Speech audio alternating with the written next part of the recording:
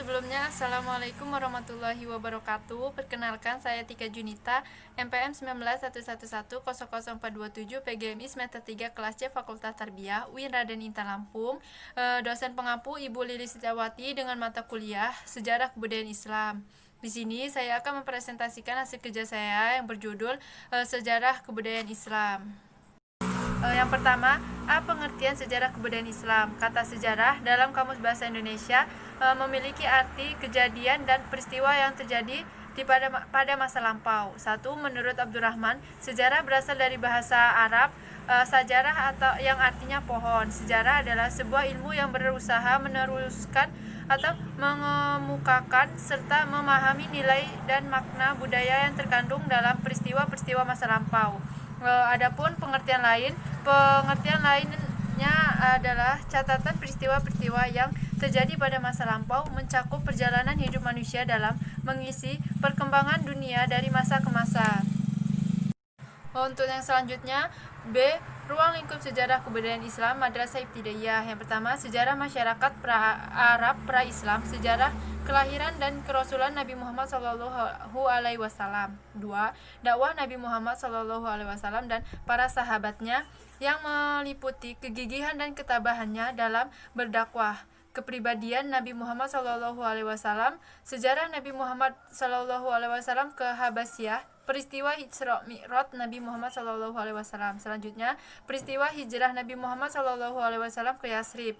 4. Peristiwa hijrah ke Habasyah dengan masuknya Raja Najasyi ke dalam Islam. 5. Peristiwa-peristiwa Khulafatur Rasyidin. 6. Sejarah masuknya tokoh-tokoh agama Islam di daerah masing-masing. Yang selanjutnya, C. Metode sejarah. Metode sejarah adalah proses pengujian dan penganalisisan secara kritis, rekonstruksi, dan panggilan masa lampau.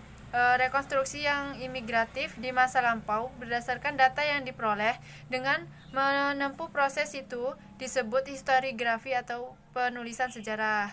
1. Metode peninggalan sejarah. Di sini ada metode lisan atau interview, metode obrasi, dan metode dokumentasi. Yang kedua, metode penulisan sejarah. Yang pertama, metode deskriptif, metode komparatif, dan deskripsi analisis sintetis. Selanjutnya, D. Ilmu dasar sejarah. Untuk memperoleh data yang akurat terkait sejarah dibutuhkan ilmu-ilmu pendukung yang akan memperkuat keberadaan sejarah tersebut. Di sini ada dua. Yang pertama, ilmu dasar sejarah dan ilmu-ilmu bantu sejarah. Selanjutnya, ilmu bantu sejarah. Sejarah peradaban merupakan uraian sistematis dari segala sesuatu yang telah dipikirkan dan dikerjakan dari dalam masa lampau peradaban pada waktu yang lama. Dalam memahami sejarah peradaban tersebut dibutuhkan ilmu bantuan sejarah yang meliputi geografi, sosiologi, antropologi, arkeologi, dan ilmu sejarah.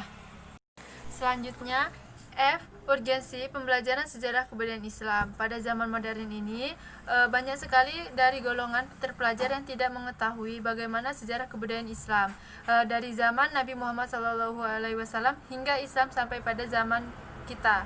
Mereka hanya mengetahui sekilas pada saat pembelajaran yang diberikan oleh gurunya di dalam kelas, sehingga mereka tidak paham akan perjuangan-perjuangan umat terdahulu. Selanjutnya, G. Manfaat mempelajari sejarah kebudayaan Islam. Di antaranya yang pertama, merasa bangga dan mencintai kebudayaan Islam yang merupakan hasil karya kaum muslimin terdahulu. 2.